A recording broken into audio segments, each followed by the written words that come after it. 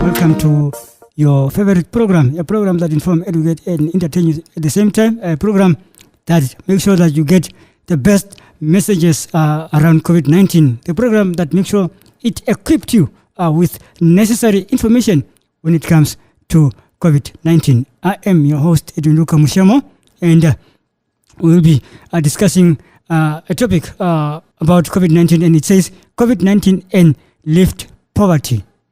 COVID-19 and lift poverty. It was written by Christie Keuelder in the Namibian newspaper. 22 minutes past 12 o'clock. And if you are just tuning in, you are still tuned in on Omaheke Radio 96.1 with me, Dunduka Mushemo. As I have said today, we are discussing a very, very, very crucial topic, as it says, COVID-19 and lift poverty. What is COVID-19 has come to do in Namibia?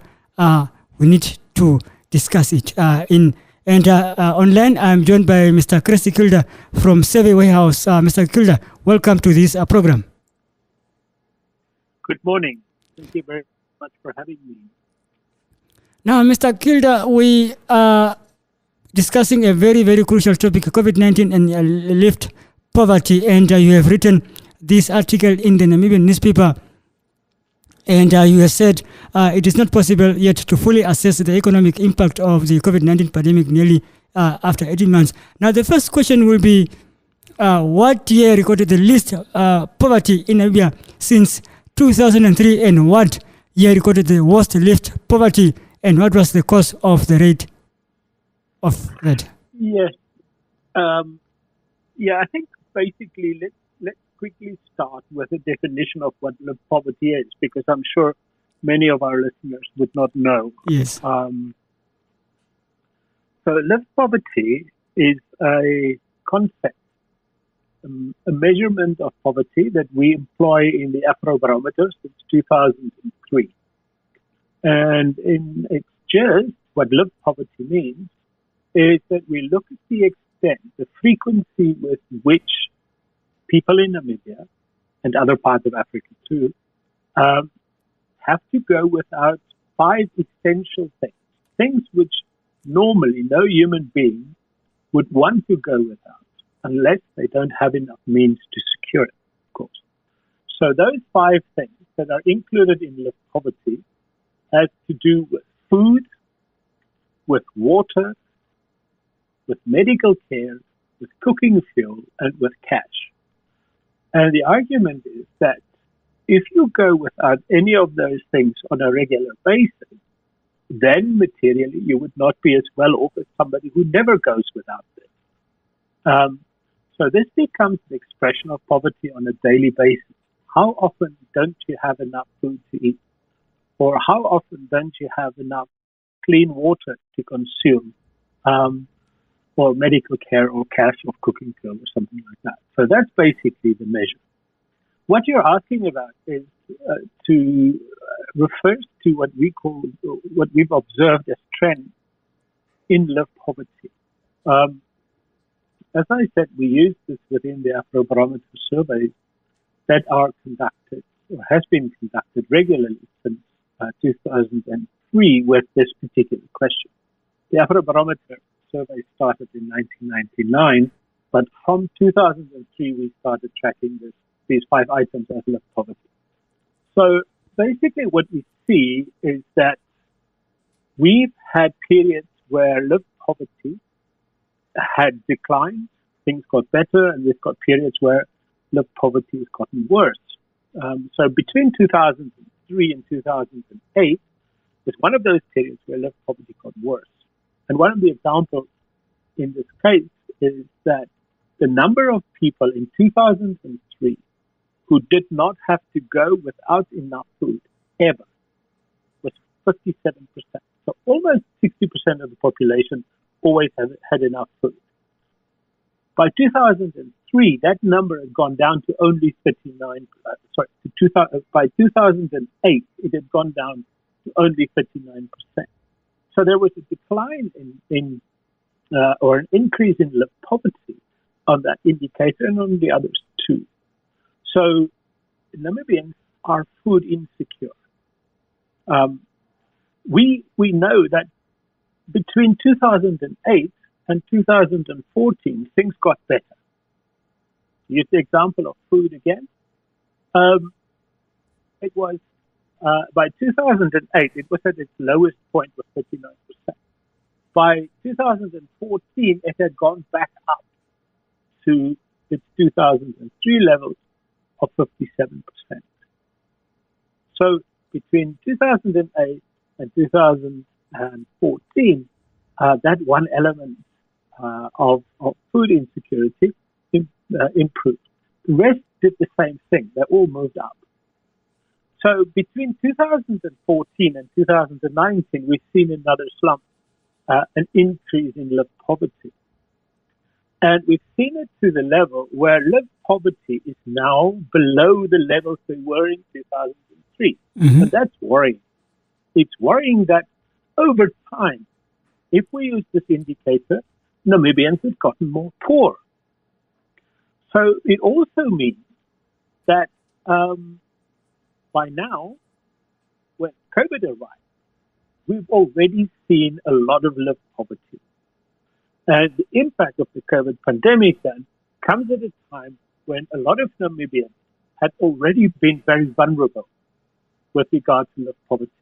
And we see two elements of live poverty that stands out: access to enough food and access to enough cash. And those two things are closely related. We know we only produce about 40% of all the food we need. And almost 80% of our population rely on markets for their food. So they have to buy food. That means they have to have cash. COVID has come along, has impacted on the amount of cash that are available to Namibians. People have been retrenched, they've lost their jobs, their working hours have been reduced, or their wages have been cut.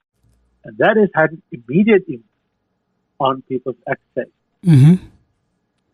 Now that you've mentioned that you've mentioned these five essential indicators specifically used to determine the lived poverty in Namibia. You mentioned that there are a few different studies. Why did the survey warehouse focus on the particular five mentioned that you mentioned? You have mentioned five essential indicators specifically used to determine the lived poverty in Namibia. And why did the survey warehouse focus on the particular five that you have mentioned? Yes, those five elements, as I said, is a measure that was developed by the Afrobarometer. So when we implement the survey, these questions are consistently asked across all the African countries who participated in the survey. The reason why these things are important is that these are the very basic things we all need in life. We all need enough food. We all need enough medical care to get healthy if we're sick. We all need access to clean water, both for consumption, but also for our hygiene. We need fuel to cook food on if we don't have fuel. And this fuel could be a lot of things. And if we don't have enough cash, we can't buy stuff. So these things are absolutely important in everyone's life. That's why they're included in this battery of questions. Now, finally, what is the link between the third wave of COVID-19 pandemic and the current lived poverty rate? Well, what we see is, as I said before, Namibians are more vulnerable with regard to two things, and has been over time. That is access to cash and access to food. These two things go very close together. So now we see, for example, 79% of people who've lost their jobs during COVID also had to go without enough food at least once during the pandemic.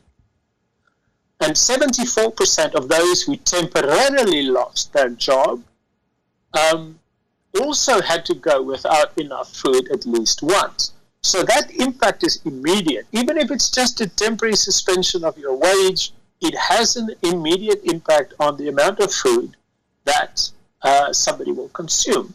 So, of course, people who haven't lost their jobs would probably not be affected by this. But those who are already vulnerable, those who are already food insecure, they are going to carry the brunt of of what's going on.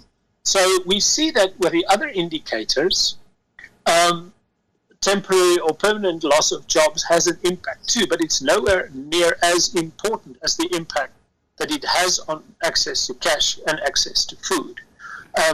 And you know, the neighborhood in which we live over the last month or so has become quite volatile.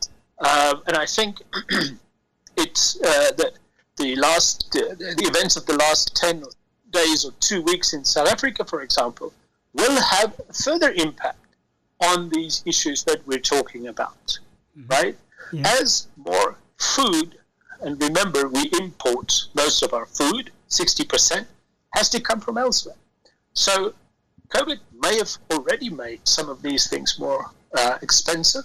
Right now, one of our food hubs, Johannesburg, is having endless problems in getting enough food to other distribution centers in South Africa where the looting had taken place. So this might also have an impact on the price excuse me, of food, which again would have an immediate impact on people who've lost their jobs or people whose wages have been cut. Well, Mr. Christie, it was a very, very pleasure having you in this program. We need people like you that educate and inform our local people here. Thank you very much for joining me today. Thank you. It's always a pleasure, and thanks for having me. Please be safe. Enjoy your day. You too.